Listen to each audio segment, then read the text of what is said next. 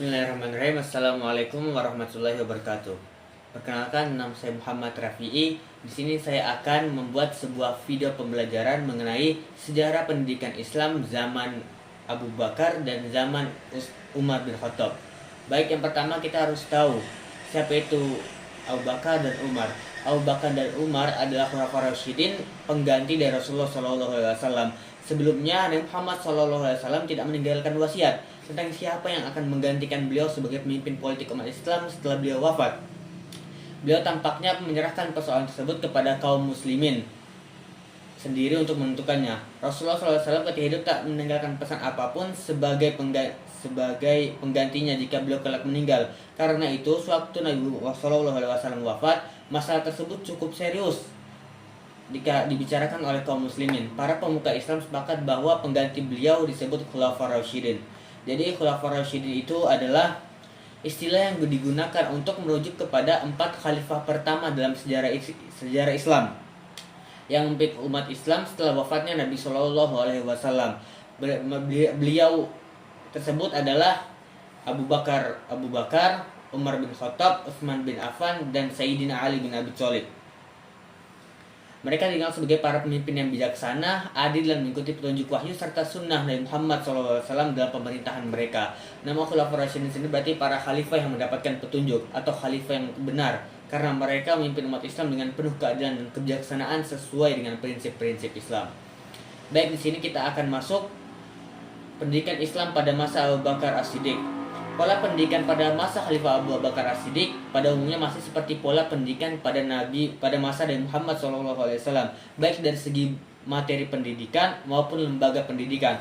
Menurut Profesor Mahmud Yunus di dalam buku Sejarah Pendidikan Islam, materi pendidikan Islam yang diajarkan pada masa Khulafaur Rasyidin sebelum masa pemerintahan Umar bin Khattab, khususnya untuk pendidikan dasar, adalah membaca dan menulis, membaca dan menghafal Al-Quran, serta mempelajari pokok-pokok ajaran Islam seperti cara sholat, wudhu, dan sebagainya. Pokok ajaran Islam yang diajarkan dapat dibagi dalam beberapa kategori materi pendidikan, yaitu pertama, materi pendidikan tauhid. Seperti tauhid adalah menjadikan Allah sebagai satu-satunya sembahan yang benar dengan segala kekhususannya. Materi pendidikan akhlak. Pendidikan akhlak adalah proses pembinaan budi pekerti anak sehingga menjadi budi pekerti yang mulia. Pendidikan akhlak memiliki peran yang sangat penting. Salah satu hadis Rasulullah SAW yang artinya, muliakanlah anak-anak kalian dan perbaikilah adab atau akhlak mereka. Misalnya adab sehari-hari, adab kasih sayang, adab berkeluarga, adab bermasyarakat, adab berteman, berbangsa, dan bernegara. Dalam Islam, pendidikan akhlak tidak dapat dipisahkan dengan pendidikan tauhid. Bahkan akhlak merupakan buah dari tauhid itu sendiri. 3. Materi pendidikan ibadah seperti wudhu, sholat, doa, zikir, puasa, zakat, dan haji. Selanjutnya, materi pendidikan kesehatan yang terintegrasi pada bidang tauhid, akhlak, ibadah seperti tentang kebersihan tubuh dan lingkungan, adab makan dan minum, adab membuang air, adab mandi, dan lain-lain. Sebenarnya jika kita belajar mengenai fikih, sebenarnya fikih tersebut, entah itu fikih toharoh dan lain-lain, juga mengajarkan arti kesehatan sesungguhnya dalam hidup kita. Pusat pendidikan pada masa Khalifah Abu Bakar adalah di Madinah dan terenggak pendidiknya adalah para sahabat Nabi. Selain keberadaan masjid dan sufa sebagai tempat pendidikan yang telah ada sejak masa Nabi Muhammad, umat Islam memberikan kutab sebagai tempat belajar membaca dan menulis yang mendukung fungsi masjid yang semakin kompleks. Masjid pada waktu itu berfungsi sebagai tempat sholat berjamaah, membaca dan mempelajari Al-Quran, tempat mendiskusikan masalah keumatan, tempat pertemuan, dan lembaga pendidikan Islam. Lanjut kepada pendidikan Islam pada Khalifah Umar bin Khattab radhiyallahu anhu. Sangat penting dalam pembentukan sistem pendidikan yang lebih terstruktur dan mencakup berbagai aspek kehidupan umat Islam. Umar bin Khattab dikenal sebagai seorang pemimpin yang tegas, bijaksana, dan sangat peduli terhadap kemajuan umat Islam dari berbagai bidang termasuk pendidikan. Berikut adalah beberapa poin penting terkait dengan sejarah pendidikan Islam pada zaman Umar bin Khattab. Yang pertama, pendirian madrasah dan lembaga pendidikan. Umar bin Khattab mengorganisasi sistem pendidikan dengan mendirikan madrasah di berbagai wilayah yang baru dikuasai oleh Islam. Tujuannya utama untuk mendidik umat Islam, khususnya dalam hal ilmu agama, hukum Islam, fikih, dan berbagai ilmu lainnya relevan dengan kehidupan sehari-hari. Misalnya di kota-kota besar seperti Kufah, Basrah, dan Damaskus, Umar memerintahkan pendidikan tempat-tempat belajar untuk mengajarkan Al-Quran, hadis, fikih, dan ilmu pengetahuan lainnya, yang mengutus para ulama dan qori ahli membaca Al-Quran untuk mengajar umat Islam tentang ajaran agama. Jadi teman-teman sekalian, Umar bin Khattab ini juga mendirikan madrasah dan lembaga pendidikan di tempat-tempat yang sudah dijajah oleh Umar bin Khattab. Tentunya Umar bin Khattab ini menyebarluaskan dakwah agama Islam di tempat-tempat tersebut. Yang kedua, pentingnya pembelajaran Al-Quran dan hadis.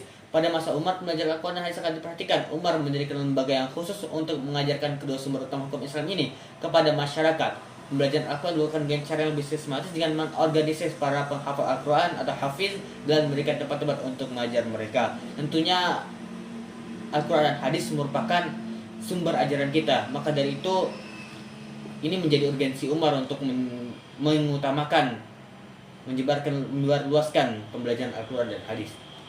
Yang ketiga, pendidikan bagi kaum perempuan. Umar bin Khattab juga memperhatikan pendidikan untuk kaum perempuan. Meskipun pada masa itu akses pendidikan untuk perempuan masih terbatas, namun dia memperbolehkan dan bahkan mendorong perempuan untuk belajar, terutama dalam hal agama dan hukum Islam. Salah satu contoh nyata adalah peran aktif perempuan dalam mendalami hadis dan hukum Islam pada masa itu. Dalam masa Umar bin Khattab, tentu saja perempuan dijadikan oleh Umar bin Khattab menjadi seorang kaum yang mulia, diangkat derajatnya dengan cara apa? Dengan cara mereka dibolehkan untuk belajar dan setara dengan para pria pada zaman itu. 4. Penyebaran ilmu di wilayah yang baru dikuasai. Seperti yang saya bilang tadi, saat Umar memimpin, wilayah Islam berkembang pesat, mencakup berbagai daerah seperti Mesir, Syam, Persia, dan wilayah lainnya. Setiap wilayah yang baru dikuasai, Umar mendirikan pusat-pusat pendidikan untuk mengajarkan ilmu-ilmu Islam serta bahasa Arab sebagai bahasa pengantar. Yang kelima, penyusunan dan pengorganisasian sistem hukum. Dalam hal hukum, Umar bin Khattab dikenal sebagai sosok yang memperkenalkan banyak inovasi yang berkaitan dengan sistem hukum Islam. Sebagai contoh, pada masa Umar, beliau memperkenalkan sistem pengadilan yang lebih terstruktur dan memberikan perhatian khusus pada hukum warisan, harta benda, dan aturan tentang keadilan sosial. Tentu saja pada zaman Umar bin Khattab ini beliau sangat memperhatikan mengenai keadilan hukum. Bagaimana agar hukum itu tidak timpang sebelah pada zaman beliau. Yang keenam, pendidikan moral dan etika. Pendidikan moral dan etika sangat ditingkatkan pada masa Umar bin Khattab. Salah satu contoh penting adalah bagaimana beliau mendidik umat Islam untuk hidup sesuai dengan ajaran Islam, sesuai dengan norma dan adat istiadat yang baik, menjaga akhlak yang baik dan berlaku adil dalam setiap aspek kehidupan. Umar sendiri contoh nyata dari seorang pemimpin yang menerapkan etika dan moralitas tinggi dalam setiap keputusan dan tindakannya. 8. Sistem administrasi pendidikan. Pada masa Umar, sistem administrasi negara pendidikan mulai berstruktur. Misalnya, Umar membentuk sistem birokrasi yang efisien untuk mengelola sumber daya pendidikan keagamaan. Beberapa pejabat untuk jawab atas pendidikannya untuk memantau pelaksanaan pengajaran di berbagai wilayah.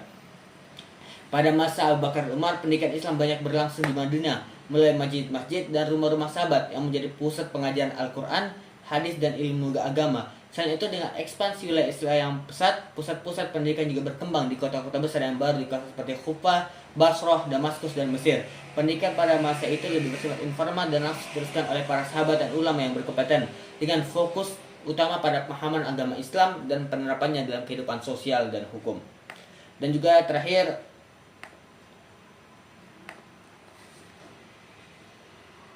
kurikulum yang diterapkan pada masa Abu Bakar dan Utsman. Kurikulum yang diajarkan di zaman Umar bin Khattab dan Abu Bakar adalah membaca dan menulis Al-Quran, membaca Quran dan hafalan. Yang ketiga, iman, ibadah, dan akhlak. 4. Pada masa Khalifah Umar bin Khattab mengajarkan warga untuk mengajar anak-anak berenang, berkuda, memanah. Ini juga yang disampaikan oleh Rasulullah SAW bahwa pentingnya kita untuk bisa menguasai 3 olahraga ini: berenang, berkuda, memanah. Membaca dan menghafal puisi sederhana dan patah di SMP dan SMA. Pengajaran terdiri dari Al-Quran dan tafsirnya, hadis dan kumpulannya, fikih. Oke, baik, mungkin di zaman Abu Bakar tidak banyak ada perkembangan mengenai pendidikan karena diantaranya banyak masalah yang dialami oleh Abu Bakar sendiri yang pada zaman itu menjadi masalah yang besar. Yang pertama, masalah murtad, pemberontakan dan pengingkaran zakat. Yang kedua, pengumpulan dan penyusunan Al-Quran, karena pada saat perang Yamamah, setelah perang Yamamah, banyak para sahabat Nabi yang hafal Al-Quran tewas pada saat perang. Yang ketiga, perpecahan sosial dan politis, karena pada saat itu banyak di kalangan umat lebih memilih Sayyidina Ali bin Abi Thalib dibanding Abu Bakar dalam menjadi khalifah pengganti Rasulullah. Tantangan ekspansi wilayah Islam, perang Ridha atau perang murtad, dan lain-lain. Mungkin bisa yang dapat saya sampaikan. Mohon maaf bila ada kesalahan kata. Wallahumma fiq ila qomitorik. Wassalamualaikum warahmatullahi wabarakatuh.